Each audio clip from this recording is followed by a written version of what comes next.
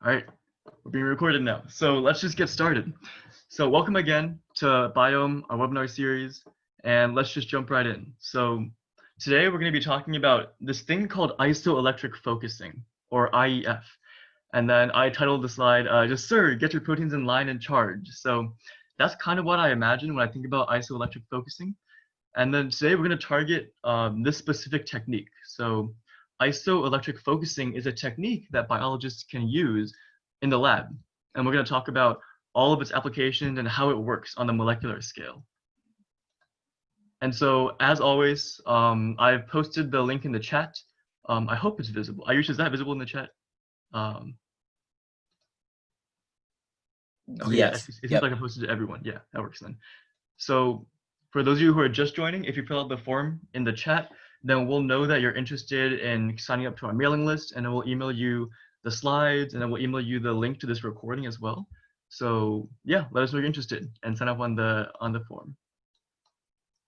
But let's just jump right into it. So when I say isoelectric focusing, I think of proteins separating based on a specific property that they have. Okay, so on the molecular scale, I think we all know vaguely what proteins are, right? Proteins are these molecules that are in our bodies, they're in our cells, and they do all kinds of functions. And so as a molecular biologist or as a synthetic biologist, one thing you might ask is, well, how do I know what protein I have, right? We have all these proteins here. So the question becomes, well, how exactly do I separate out those proteins? And how do we actually determine the properties of each of these different proteins, right? Because they're all very unique, they're all very diverse. And that's honestly one of the toughest jobs of being, of working in this field, of working in the synthetic biology field, because there's just so many things going on in a cell, you know? The cell is this, complex thing that's going on, but how do we exactly nitpick certain things and look at them individually? Well, you have to have purification techniques, right? You have to have ways to purify the DNA or to purify the RNA or to purify the protein. And this technique we have, this isoelectric focusing, is one of the ways that we can purify proteins. And so this image, I just have a bunch of proteins lining up, and you'll see why this makes sense when I get to actually the details of IEF. So really the goal, as I just mentioned, is to purify proteins. So you imagine, we have some cell, we want to analyze that cell, we want to analyze specifically the proteins inside of that cell. And so what we do is we break that cell apart, we look at all the stuff inside of it, and then we get this, right? We get a whole bunch of stuff. We have proteins 1, 2, 3, 4, 5. There are like thousands and thousands of proteins inside cells. So there's a lot more than this, a lot more complexity than this, what it's showing on this slide. But the idea of IEF, the goal of IEF, is to take that smear of proteins and to separate it out, to purify it out. So that focusing event, what that means is you're essentially bringing all the proteins that are similar together. And so you make these bands, you form these lines of proteins that you want. And so after that, you can then start analyzing each of those proteins, right? Because you imagine it's really hard to analyze something like this.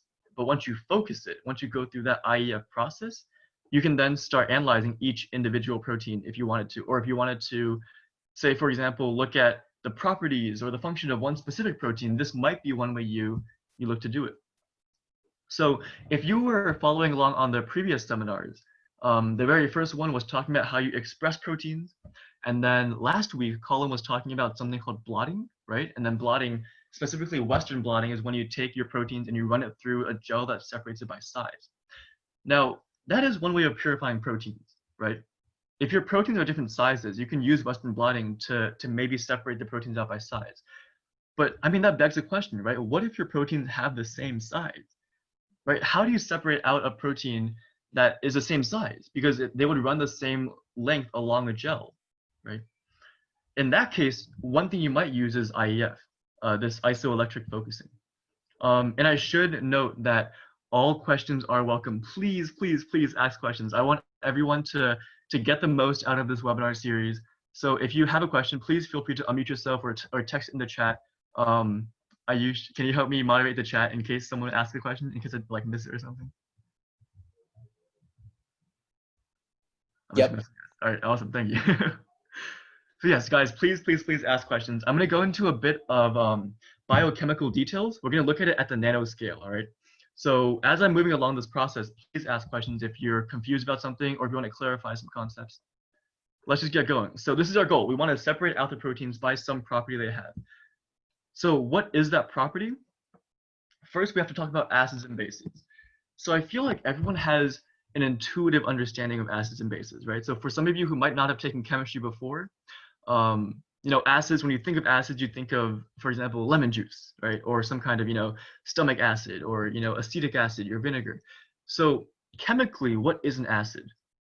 Chemically, an acid is just something that gives up a proton, and proton we represent as H+, right? So H, hydrogen, plus means you just removed an electron. So all you're left with is a proton. And so H pluses are your protons. Acids are things that increase the number of protons in your solution, basically.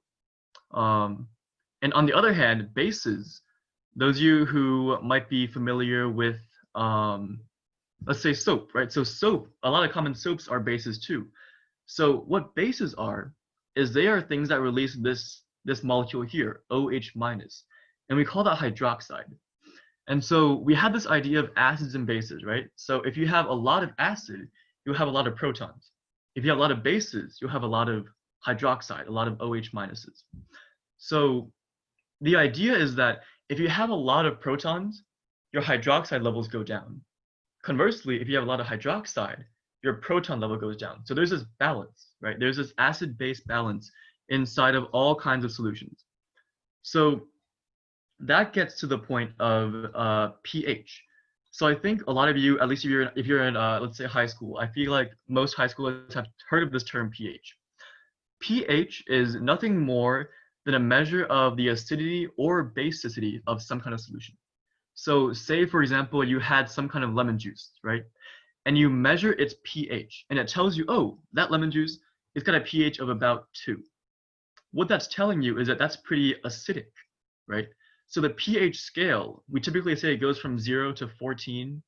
The idea is that the smaller your pH value, so 0, 1, 2, 3, the smaller your pH value is, the more acidic the thing you have is. And then the higher your pH value is, I mean, you guessed it, the more basic the solution you have is. And then 7, we say it's just pure water, because 7 is kind of like the middle of 0 and 14. So 7 is neutral, right? Pure water is neutral. It's got no relative acidity or relative alkalinity. This word alkalinity, that just means basic. So higher pH means more basic, lower pH means less basic or more acidic. So that's the idea of pH. I feel like most people have a pretty strong understanding of pH. And again, if you do have questions, please ask questions. Now, here is where some people might be seeing a new term, right? This idea of pKa. So what is pKa? The idea of pKa is honestly, at first it feels really similar to pH, because the idea is, okay, the smaller your pKa, the more acidic the thing you have is. But the exact difference is that pKa describes, you can think of it as pKa describing the inherent acidity of something. But pH is, oh shoot, I just dropped my mouse. But pH is describing the acidity of this specific solution you have, whereas pKa is describing how acidic is this molecule in general. So for example, let's say HCl, right? Hydrochloric acid, you can see it has a pKa of about -8. That's a pretty acidic molecule. So HCl, what that means is that HCl is super acidic. It's going to release a whole bunch of protons. That red H there, is going to be released as an H+. It's going to dissociate.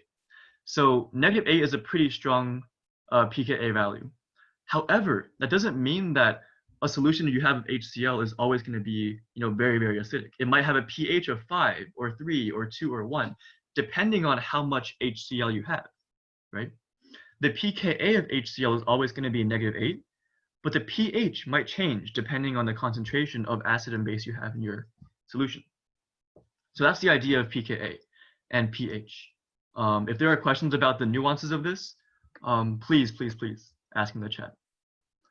So, I mean, I'm talking about acids and bases, I'm talking about pH and pKa. What does this have to do with our protein, right? I mean, if you think about it, proteins are molecules, right? Protein, they've got protons, they've got these hydrogen atoms. So the idea is, okay, we can think of proteins as having these acidic protons, and proteins can release those protons at certain pHs. So just to drive it home, the idea is, let's say you have some acid, okay? And then the acid can dissociate into these H pluses, into these protons. That's what makes it an acid, right? What happens if I increase or decrease the pH? Right, let's think about that for a moment. Let's first talk about decreasing pH. So let's first talk about the second part. If I decrease the pH, what does that mean? That means I have more protons, right? More H pluses because it's more acidic, it's more H pluses. So what does that mean in terms of this equation here, right? We have this equation where it describes we have an acid dissociating into a proton and a conjugate base. Someone's drawing a smiley face. All right, let me see if I can, aha, there you go. All right, so the idea is if I increase or decrease the pH, I can essentially modulate that balance between how much acid I have and how much conjugate base I have. So if I decrease pH, I'm increasing the amount of protons, right? So I increase this, what does that mean? The equilibrium is going to shift, right? If I have more protons, that means that more protons are going to react with this A minus, and it's going to make more of that HA. So the idea is, okay, we can shift our equilibrium depending on the pH. If I have a more acidic solution, lower pH, that increases protons, so that drives the reaction to the left. We have more acid. Conversely, if I increase the pH, I'll have more hydroxide, which means I'll have less protons, which will drive the equilibrium to the right, which will cause the acid to dissociate more. So it's this idea of changing the equilibrium depending on the pH value. And there's this equation, the Henderson-Hasselbalch equation, which is not too important for the sake of this discussion, but this is a way that you can actually calculate how much of the A minus and the acid you actually have. So just to reiterate, we have these proteins in our cells, and these proteins we know are made out of these linked amino acids. And then at the molecular level, what really are amino acids? I mean, you think about, people working out, and then they have, all these protein shakes or these, these whey powders or something. You can think of them on the molecular level as just these chains of amino acids. And if you think about the molecular scale of amino acids, this is what it really is. So you have a carbon in the middle, that's C, and it's attached to these groups. We have this amino group, the carboxyl group, and the side chain. So the idea is that this carboxyl group, that yellow box you see, that right there, that's an acid, right? In fact, that's the same group you see on your vinegar. So acetic acid, that's got that same group. So that carboxyl group is an acid, that's an acidic group. On the other hand, the amino group, this green part, is basic because that nitrogen, it has a lone pair. For those of you who might have taken chemistry, the nitrogen can essentially become protonated. And so this is a basic part of the amino acid. And so really this is why it's called amino acids, right? You have an amino group and you have an acid group. So, I mean, there you go. It's an amino acid, right? And you also have these side chains. So those side chains can be really anything you want, but we have these sort of 20 canonical amino acids that have these 20 different side chains. And I mean, believe it or not, some of those side chains are also acidic, or some of them are also basic.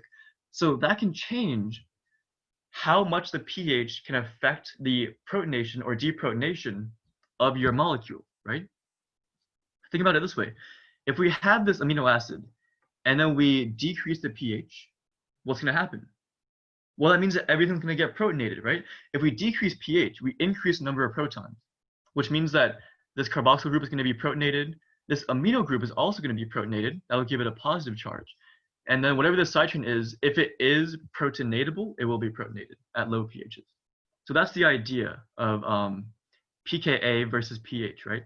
You have some pKa's associated with this carboxyl group, amino group, and sometimes the R group. And you can modulate that depending on the pH to change whether or not it's protonated or deprotonated. Are there any questions? You can unmute yourself or type it in the chat. I know I might have gotten through that a bit quickly, but okay, you can move on. So I was talking about the 20 amino acids, right? These are the 20 amino acids.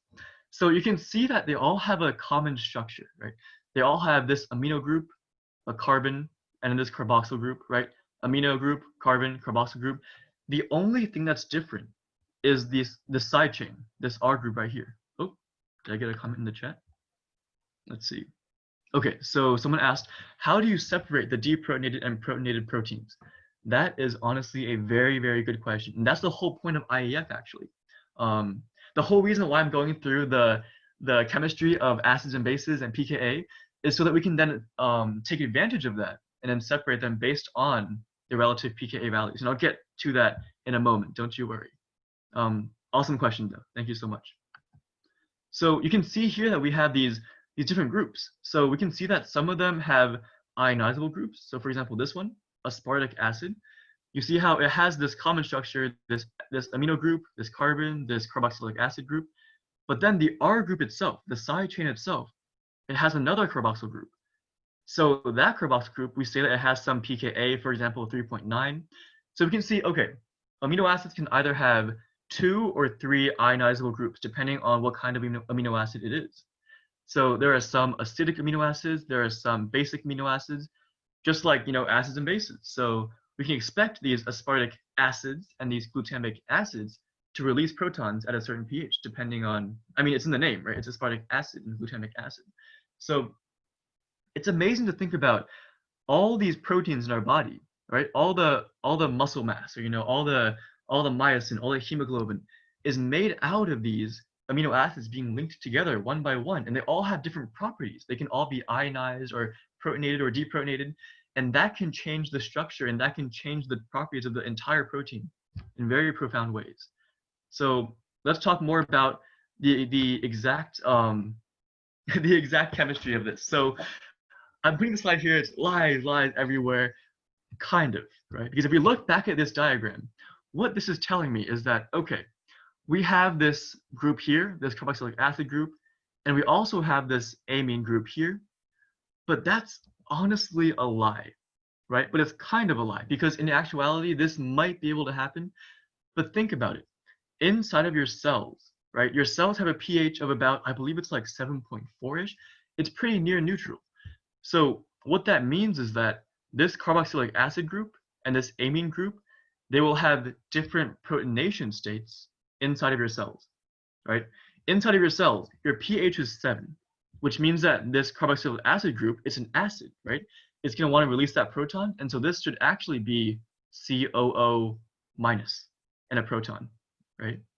And then this amine group here, this NH2 group, it should be NH3 plus because it's basic, right? The amine group is basic, and inside your cells, pH 7.4, that amine group is going to be protonated. So that's why these are kind of lies of the diagram. So Ethan asks, so the different amino acids aren't actually what we see here because of the normal pH of the cell. Yes, exactly. And that's what I'm trying to get at with this slide here. So can you give me a, inside of your, if you press participants, there's a yes and a no button. If you've ever done a titration before, can you press a yes? Inside your chem class or inside of your, oh, a lot of yeses, nice. Awesome. Okay, so some people have done titrations before. So for those of you who haven't done titrations before, the idea is this. We have some kind of solution and we add, let's say for example, we add some base to it. And so you can see as we add base on the x-axis, we're adding more and more base. The pH is increasing, right? As you add more base, the pH goes up. Well, you can see there's this weird pattern, right? We see sometimes we have this 2.3, we have this 9.6. There are these kind of flat regions, right? These flat regions here.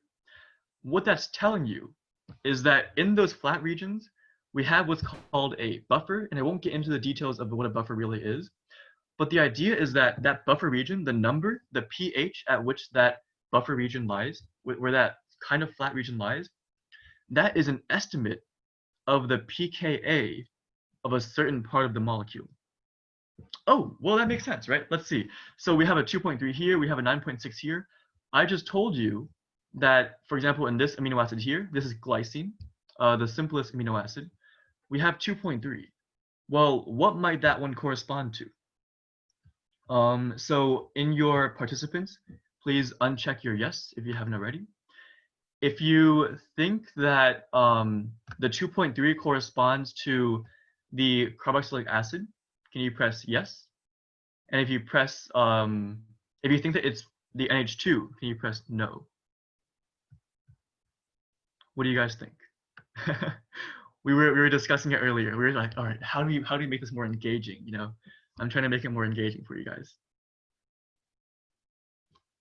So yes for the carboxylic acid for the pKa of 2.3, and then no for the amine group, 2.3. Okay, sweet. It seems like we got 4 yeses, and that is the correct answer. So 2.3 actually corresponds to this group right here, so the carboxylic acid group. And then the 9.6 you see here, that corresponds to this amine group here, right? Because I told you that the carboxyl group, this red group here, is acidic, right? And so acidic groups will have smaller pKa's. And so this 2.3 corresponds to the acid group, this COOH here. The 9.6 corresponds to this NH2 group, the more basic group. That's the idea of how you do these titration curves. So now we have, sorry about the image. I just got a little Zwitterion. It sounds really alien-like. But let me explain what the Zwitterion is. So the idea is, got a thing in the chat. So does every amino acid have 2 buffer regions? Very good question. So yes, actually, yes. Every amino acid has 2 buffer regions. And for those amino acids that also have those ionizable side chains, so for example, glutamic acid or aspartic acids, they might even have 3 buffer regions. So yes, exactly. Amino acids have either 2 or 3, depending on which one it is. But very good question, by the way. So in the simplest case of glycine, for example, we don't really have a side chain, so we really only look at these 2 values here. So 2.3 and 9.6. What do they really mean, right? This value of 2.3, that tells us that when you have a pH of 2.3, that means that this species here and this species here will be in equal amounts. They'll be balanced. And at a pKa of 9.6, what that means is that at a pH of 9.6, that means that this species here and this species here will also be in equal amounts. So it tells us, it gives us a way to basically calibrate and modulate the protonation states of the amino acid. So at low pH, you can see how everything's protonated, right? We have H here and an H there. In the middle, we have essentially deprotonated this first one, the more acidic group. And as you increase the pH even more, we're going to start deprotonating all of the things. And this center state here, where we have a plus and a minus, we call that a Zwitterion, right? And in my mind, Zwitterion always sounds like some kind of alien term, right? It's really not that hard. It's really just a molecule in which the positive and negative charges cancel out, right? So Ethan asks, so it acts like a buffer. Yes, exactly. So at the pKa values, when you have the pHs at that pKa value, because you have that balance of the different protonation states, you can think of it as a buffer because it will absorb either acids or bases because of that balance. So that's a very good point. So we have this idea of Zwitterions, this idea of, okay, we have pluses and minuses in the molecule that cancel each other out. We have a Zwitterion. Next up, we have this term called the isoelectric point. Oh, wait, what was that term in the beginning again? Oh, it was like isoelectric focusing, right? Oh, now we have an isoelectric point. So you can see how we're slowly inching towards that concept of IEF. Why is a Zwitterion not just called a dipole? Is this because of naming convention, or is there a difference between Zwitterions and dipoles? Okay, that's a very good question. You can think of Zwitterions as a type of dipole. It falls under the umbrella term of dipole. The specific definition of dipole, you can think of it as a separation of something, right? Dipole, 2 poles. You can think of it as a separation of positive and negative charge. So for example, I can say a water molecule, H2O, it has a dipole because there is a separation of partial positive and partial negative charges. But I wouldn't call water a Zwitterion because it's not really charged, right? It's only got a partial charge, but it still is a dipole. So I would say that Zwitterions fall under the category of dipoles, but there are some nuances between the two. Does that help, maybe? Please ask more questions if that didn't make sense. but hopefully that made some sense. So here we have the idea of isoelectric point. What is an isoelectric point? Well, think about the name, right? Isoelectric. So iso, that means same. Electric, we can think of that as charges, so like plus and minus charges. And so the definition of an isoelectric point, or PI is also the name for isoelectric point, that is the point at which the major species inside of your flask, or the major species inside of your solution, is the Zwitter ion. Okay, let me break it down for you. So we have your two pKa's, right? We have your pKa1, pKa2. This is looking at glycine again. We have 2.3 and 9.6 as the pKa values. And then we say, okay, if we increase the pH for a little bit, we'll deprotonate this acidic one first, right? That's why you see this change here. As we increase the pH even more, we'll deprotonate the amine group. So what is the pH at which the Zwitter ion is the most predominant species? Well, that's just when you take the average of these two values, 2.3, 9.6. If you average those two numbers, you get the PI. So the average of 2.3 and 9.6 is about 5.95. Therefore, 5.95 is the isoelectric point for glycine. Hopefully that made some sense. I hope I didn't go through it too fast. I think I saw a question actually. Why is amino acid more protonated at a higher pH? I thought that if the pH was more basic, the amino acid will be more protonated. Okay, let's see. So as you increase the pH, let's think about what's happening, right? As you increase the pH, you're increasing the number of hydroxide, which means you're also decreasing the number of protons. And as you decrease the number of protons, you can think of it as driving equilibrium. So you have your amino acid here, let's say, and we have this group, this amine group here. As we increase the pH, you can imagine it as you have some base that wants to react with the proton. And as you're increasing pH, you're increasing more and more of that base. And so at a certain point, you're going to start reacting that proton, no matter how acidic it is. At some value, you're going to start reacting that with the respective proton. What are the Zwitter ions for amino acids with 3 acid base groups? Are there 2? Yes, that's a very good question. And in fact, you predicted my next slide. So this is my next slide. Let's see how exactly do we do this, right? How do we calculate the PI of an amino acid with 3 acid or base groups? That's a very good question. And we see the example here. So this amino acid here, this is called tyrosine. And so we see this, normal, we have this amine group, we have a carboxylic acid group, but we also have this funky thing here, right? We have this funky phenyl hydroxy group. And then we can see that at a certain pH, at exactly 2.07-ish, we're going to start deprotonating that proton. So now I want to ask you guys a question. How do we determine the PI of this species here? Well, remember that, what is PI? PI is isoelectric point. It's the point at which the Zwitter ion exists the most predominantly. So the Zwitter ion is when the positive and negative charges cancel out. And so you can think of it as this. So you start off with some molecule here, and you slowly increase the pH as you're going down, right? And you can see how it's pulling off protons here first, and then here first, and then here first, because that's in the order of its acidity. So at 2.20, we're first pulling off this most acidic proton.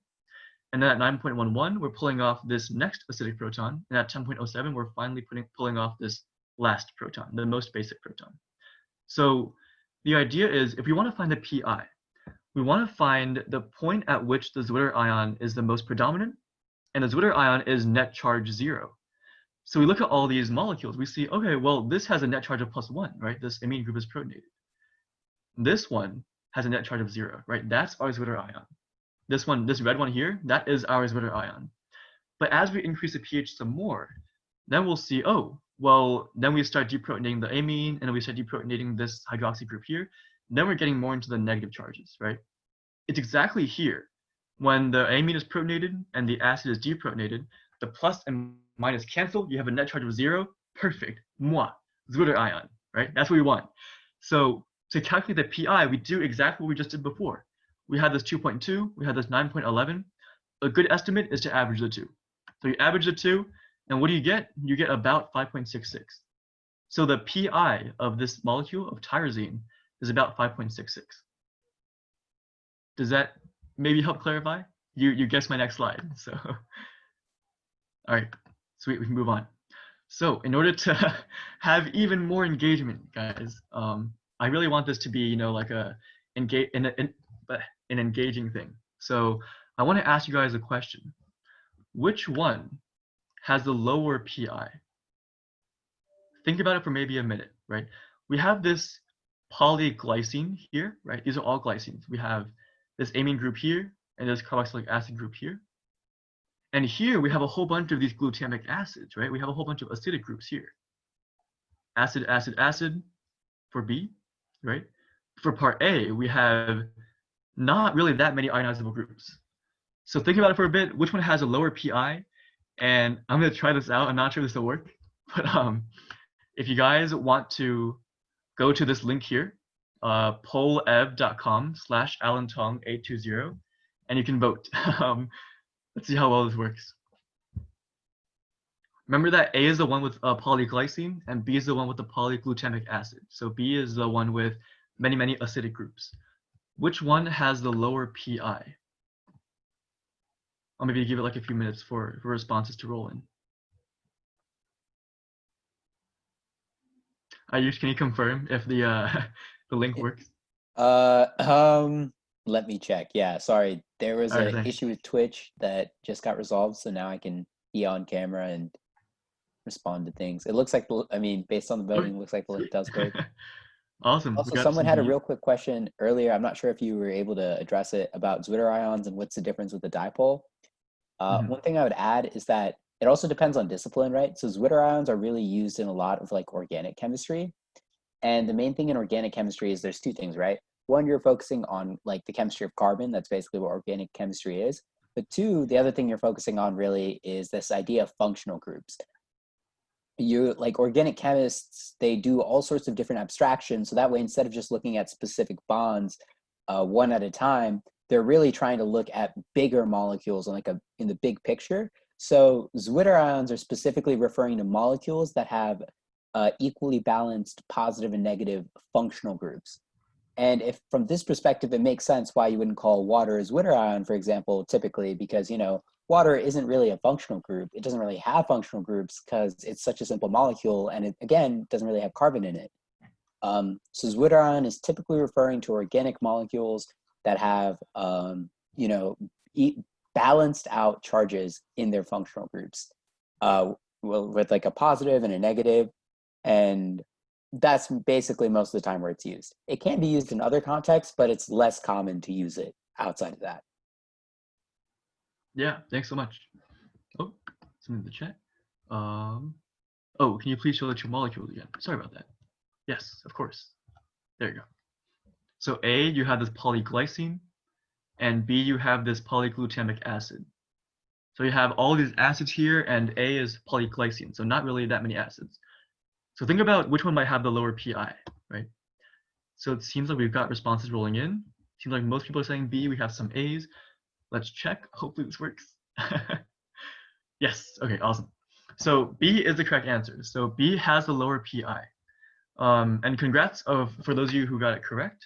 And for those of you who might have paused a little bit, let's think it through. Why might a more acidic molecule, something with a lot of acid groups, have a lower pi? Well, we have to think about Zwitter ions, right? And as I usually pointed out, you know, it's really important to think about, you know, these functional groups. And we think about these acidic functional groups. And we think about it in the case of, okay, how do we get it to be neutral? Well, we have to get it to be neutral by protonating those groups, right? So for example, in this molecule here, for part B, we want it so that it balances out, right? So you see how right now we have all these negative charges. We want to basically neutralize those negative charges. And the idea is we have to protonate them to neutralize them, right? So these acid groups specifically, we want to protonate them to neutralize them. So how do you do that? You have to lower the pH. And if you lower the pH to make it a Zwitter ion, you lower the pi.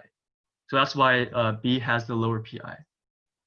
And I think a common rule of thumb is if you have more acidic groups, the lower the pi is going to be. That's a pretty general rule of thumb.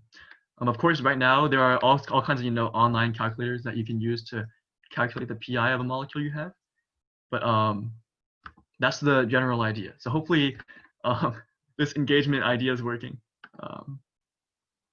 Let's see, how do I move on past the slide?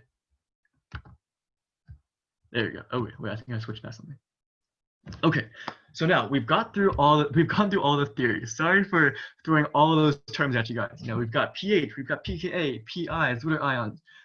Now we're finally at the experimental part, right? When you're in a lab, what do you actually do with that knowledge of pi? The idea is, all right, there are these companies that can make these immobilized pH gradients, what are called IPG gels. And these are really important because they're essentially the backbone of this idea of IEF, of isoelectric focusing. So the idea is we have a pH gradient. So the specifics of how you actually get that isn't really too important when you're working in the lab. If you're interested, there are a lot of links online that show you how to actually make it yourself. But the idea of a pH gradient is you have some gel, and there's a gradient of pHs. You have pH 3, for example, there's a pH 3 and a pH 10. And then the whole range of pH values is going to be spanned across that gel. And then there are different gels you can purchase. There are some that are more narrow, between maybe like 6 and 7. Some are between 3 and 10, so very wide. There's a whole variety of gels you can purchase. And the idea is you want to purchase a gel that fits your needs. So if you want to isolate a protein very, very narrowly between a very narrow pi range, you're going to want to purchase a narrow pH gradient range, right? But if you want to have a more general pH gradient, you're going to want to purchase these, pH 3 to 10 gels. So the idea is you have this gradient, and then you also attach it to some kind of circuit.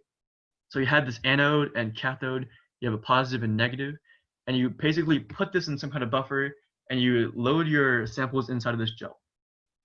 Now, why is this useful in terms of separating proteins? Now, some of you might be, thinking about it in your head. We've talked about, these Zwitter ions. We've talked about these groups where, you have some positive and some negative groups, and we want the Zwitter ion where it's exactly 0. Let's think about that in the case of this IPG gel, right? We have this pH gradient, and you think about if a protein is at a certain point in that pH gradient, how will that affect the protein itself? How will that affect the properties of the protein? We're trying to exploit here, right? Synthetic biologists, we're really, we like to take advantage of things. So we know about pi. Now, how do we take advantage of it? This is the idea of IEF. This is the backbone of isoelectric focusing. You have some IPG gel. You have this stable pH gradient that runs, in this example, it's from 4 to 10. And it's really, really important to hook it up so that your positive electrode is at the low pH side, so 4 or 3-ish. And then your negative electrode is at your high pH side, so maybe 10-ish. Now, why is that important? Let's think about it from the perspective of a protein, right? Let's say you're a protein. Let's say you're some kind of amino acid, right? And you're just floating around, you're chilling in the gel. And then let's say that you find yourself here. Okay. Let's say that your protein is right here at around pH 4, right? And you're a happy little protein, but you're at pH 4, and you're like, my pi is a bit higher than that. Think about what that means, right? Each individual protein has a distinct pi, or we hope so, because that's what we're using to separate these proteins out. So the idea is, okay, proteins have different pi's. We want to separate proteins based on their pi's. Let's say that I'm a protein and I have a pi of 7. Okay. Now, at pH 4, I'm going to be protonated, right? I'm going to be so protonated that I have so many positive charges. Remember, protons have positive charge. If you're being protonated, you're putting a whole bunch of positive charges on yourself. So I'm a protein. I've got a whole bunch of positive charges at pH 4. I don't like that, right? Why don't I like that? Because there's this big, fat, positive electrode there. And I want to get the hell away from that thing. Because I'm positively charged, that electrode's positively charged, I want to get the hell away. So I want to go downward. You see, there's this arrow downward. So the idea is, if your protein has a pi that's greater than the pH, it's going to want to migrate towards that pi away from the electrode that matches its charge, right? Positive, positive, repel each other. They hate each other. They don't want to be next to each other, right? That's why this protein is going to want to migrate downward. Now, conversely, the opposite is also true, right? If you think about this protein on the bottom here, let's say that I'm also the same protein, right? Remember, we have a cell, we have all kinds of proteins. We want to separate it out. We have this protein here at a really high pH. It's really, really basic, right? This pH gradient says, all right, this is a really high pH. There's so much base, there's so much hydroxide, it's ripping off all my protons, right? That means that I'm going to be negatively charged. If you strip away protons, the protein is going to be negatively charged. Oh my gosh, I'm right next to this stupid fat negative electrode right here. What do I want to do? I want to get the hell away from it, right? By going upward. That's the key point. That's the main idea behind this IEF. We want to separate the proteins based on their PI. Oh, something in the chat. Would the very high / very low pH not cause damage to the protein or denature it? That is a very, very, very good point. So the idea is that ideally, the pH would not disrupt the primary structure of the protein. Because honestly, when you're doing gels, oftentimes you're going to denature it anyway. Because I guess last time Colin talked about blotting, and oftentimes you're going to want to use some kind of denaturant like SDS to cause those proteins to misfold. So oftentimes, the sad truth is when you're trying to separate proteins, it's honestly very, very hard to separate them in the right shape. And so a lot of techniques, you have to first denature it first to separate them out. On this technique, we're counting on the fact that the protein itself isn't chopped up, right? Because if it's chopped up, then that's going to disrupt everything. But assuming that the protein is staying in that linear chain and is being denatured, that's okay, because all we're separating on is based on PI and not on some kind of other tertiary structure. That is one of the disadvantages of using this technique. So if you want to separate them based on its structure itself, you want to keep that tertiary structure, then you want to use some other technique. Won't there be proteins still existing elsewhere from the PI? There are still concentrations of Zwitter ions not at the PI. Let's see. Won't there be proteins still exist elsewhere from the PI? So the idea is, I think what you're trying to get at is, why aren't all the proteins, somewhere else? Is that the question you're trying to ask? Because the idea is that we're trying to isolate the Zwitter ion, right? We want to essentially force the Zwitter ion to migrate to the pH where it's most stable, where it's predominant. And so that's how they essentially migrate to those lines. Andrew, I'm not quite sure what your question is asking, but hopefully that clarified some things up a bit. We're essentially exploiting the fact that different proteins have different PIs, and so they're going to want to migrate to the respective PIs. So for example, this protein here, we know that, they're aggregating at this spot, right? We have, what is this, like 4 pluses and 4 minuses. That's the Zwitter ion. And we see the pH is about 7, so we know that that PI is also about 7. And so we're separating the proteins based on that PI. Hopefully that clarifies it a bit. Does each individual amino acid have an individual PI? How do different PIs of all amino acids affect the PI of a complete protein? Yes, so that's a very good question. If you think about a complete protein, right, it's super complex. It's got a whole bunch of amino acids, but the general idea is the same. So if you think about a good estimation of the PI of a protein is to look at the PI of its amino acids. And there are calculators online that can calculate it for you using more complicated techniques. But a good back of the envelope calculation is to look at the 2 pKa values in which the Zwitter ion is formed between is the most predominant species, and average them. So that's how we estimate, using the back of the envelope calculation, the PI of a protein. So it definitely is really difficult to calculate the PI of a complete protein, but there are things online that you can use to calculate that for you. So yes, so that's the basic idea of isoelectric focusing. So you have, this IPG gel, this immobilized pH gradient gel.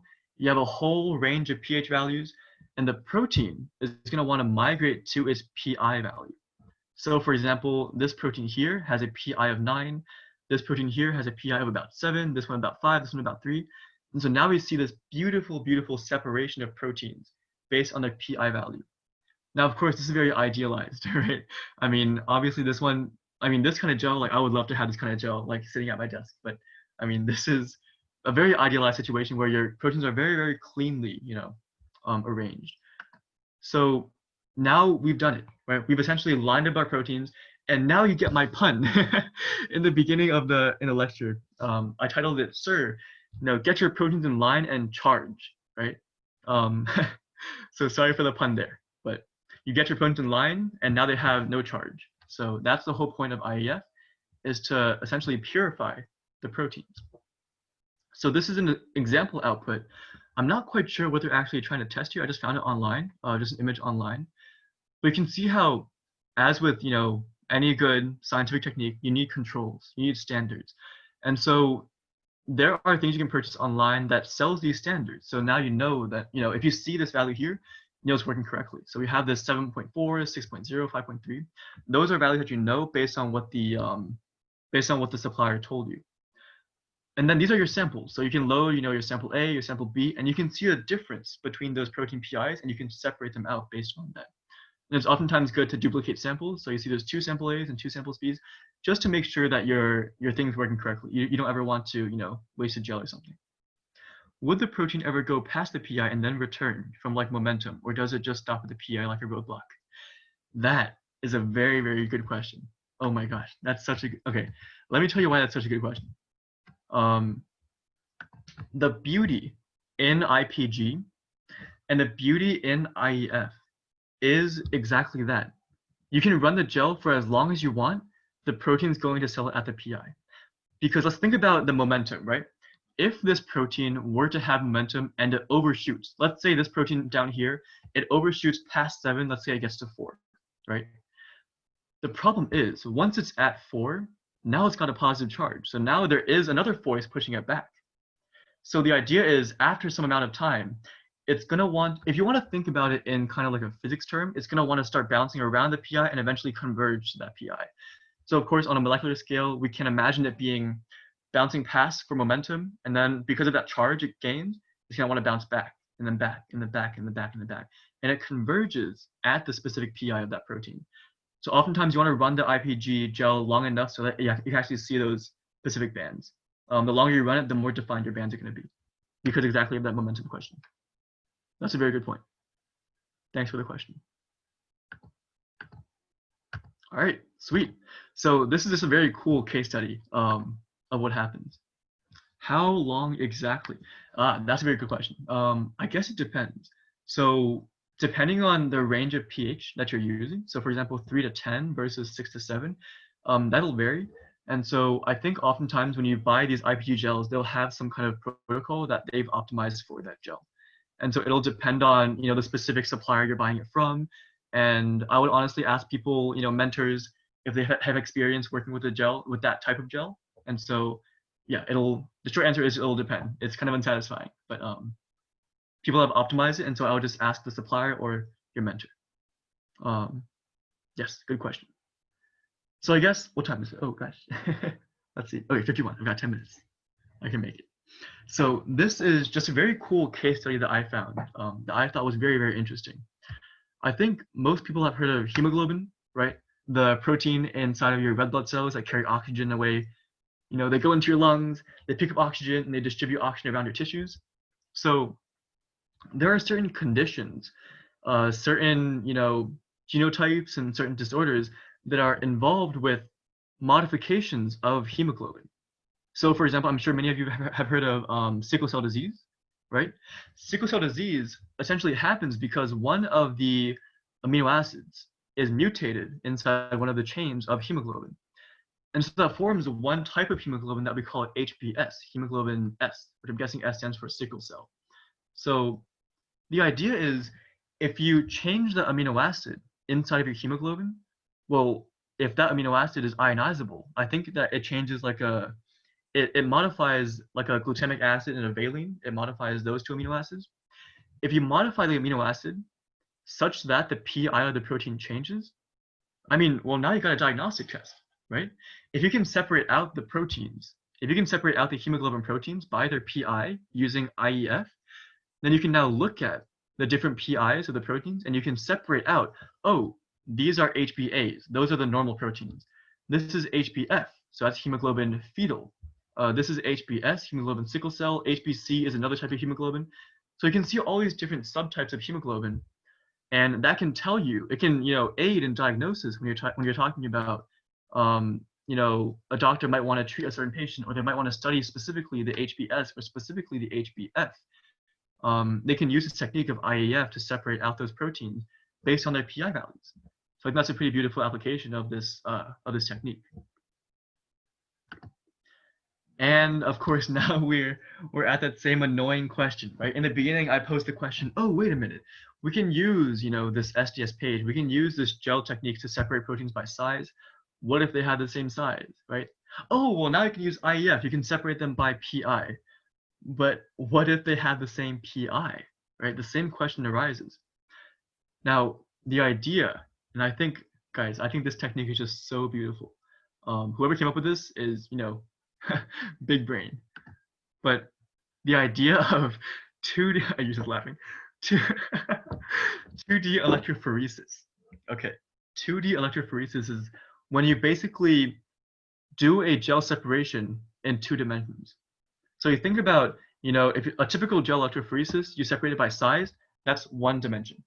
If you separate it by PI, that's 1 dimension. If you separate it by both size and by IEF, by PI, then you've got 2 dimensions of separation, right? And just think about the power of that, because now you have this technique where you first do IEF, right? The first step is isoelectric focusing. You separate your proteins based on PI. They're finding their Zwitter ion value, right? Their PI. And you have these bands. But I mean, what if some proteins had the same PI, right? That means that those proteins are going to be on the same band in your IPG gel. What do you do then? You take your IPG gel, you rotate it to the side. You're like, sit down, relax. I'm going to massage you, lay it down, and then put it on top of this second gel. And this second gel might be your, you know, SGS page gel. And now you can take those each individual bands of your IEF gel and separate those out by size, right? Think about how powerful this is. Now you've got a separation technique where you can separate it by PI and by size. And now you have finally your 2D electrophoresis. And now you have this beautiful technique where you can separate proteins out by size. Now, of course, this is a very idealized diagram, right? Of course, these blobs are going to be there. And obviously, this is going to be a very good result if you see this right here. But what happens in actuality is you get something like this. This is the same diagram here. You separate it out. You rotate it, lay it down, relax. Separate it out again. And you get this 2D gel electrophoresis diagram. Now, this is, again, idealized. But what you actually get is something like this. This is one of the main sort of annoyances of biology is that oftentimes your data isn't very clear cut, right? You do these techniques, they work very, very beautifully in theory, but oftentimes you get these, you know, very splotchy looking things, you get these smears and you're like, what exactly is that? Is that, you know, is that PI here or there? It's very much, you know, it's honestly very annoying to get very dirty data like this, but you know, it's something that you learn to deal with. And honestly, that's kind of part of the idea of data processing. And you know, it's part of the idea of looking at your data and just seeing conclusions based off of this dirty data you have. So this is a real life example of 2D gel electrophoresis. So you see we have these different pH gradients, you know, running left to right. And then on the second dimension, the y-axis up and down, that's based on size. So you can see we have these separations of these different proteins. You might recognize some of them, tubulin, actin, you know, heat shock protein. So these different proteins can be separated. And then biologists can then start studying these proteins to then get a fuller understanding of what's actually going on in your complex cells. So I think that's all I've got for today. What time is it? All right, 57, perfect. All right, right on time. Questions. Is 2D gel electrophoresis used for separating other substances such as DNA fragments? That's a good question, actually. Do you know if 2D gels are used for DNA? I think in general, I mean, I'm not aware of all the different techniques, but I don't think 2D gel electrophoresis is typically used. I mean, also, if you think about the properties of a DNA molecule, right? It's the same backbone repeated over and over again. And that backbone is negatively charged. So in terms of properties, like specifically for pH-based separation, I don't know if there's an analog in DNA separation. I see we also have another question. I could be wrong on that, but as far as I'm aware now. as far as the other question, how do you identify what protein it is after it's been separated? That's also hard, which is what like yeah, Alan was just talking about, right? Like you get a bunch of stuff on the gel and you're like, damn, what does any of this mean? And a lot of the times it's like really, really hard to tell exactly what it means or actually if it's the thing that you wanted at all. Um, that's why it's like, it's just very difficult. One of the things that happens is basically you have predictions about what the properties of the protein you're looking for has. And then if you find something that's roughly along there, you can now extract it from the gel. And then you can do further testing on that sample to confirm exactly what that protein is. For example, mass spec is like really common for this, for doing further protein analysis. And you can also get protein sequencing done, although it's not. I think mass spec methods are typically used, but there are some protein sequencing methods. Yeah, so typically, as Ayush said, it's really hard to look at the exact protein that you're looking at, but oftentimes when you're doing these separation techniques, you know the protein you're looking for, and so yes, as Ethan points out, there are databases with protein PIs, and there are databases with protein sizes, so you can then use that to kind of see if you have a blotch there, that probably is what you're hoping for it to be. And then there are also calculators that you can use to calculate the PI of a protein to maybe guess where it might be at. And then oftentimes a good practice is, after you separate it out, a good practice is then to do more assays to confirm that that is actually the protein that you're looking for. Is IEF widely used for medical diagnosis, like the sickle cell anemia case study you showed? So I don't think that it's used for diagnosis, although it can be used to confirm diagnosis. That is a way. But I think typically for diagnosis, I think histopathology, like just looking at the cell shapes, seeing if that sickle cell shape is there, then that probably is pretty confirmatory. But if you're in the lab and you're trying to separate out the hemoglobin molecules, then you would probably want to use IEF to separate it out. Lost database. Yes, thank you so much for sharing that. Awesome. All right, any last minute questions? I think we're out of time. Perfect timing. Oh, But yeah, thank you all so much. I'll stop recording too. All right, awesome.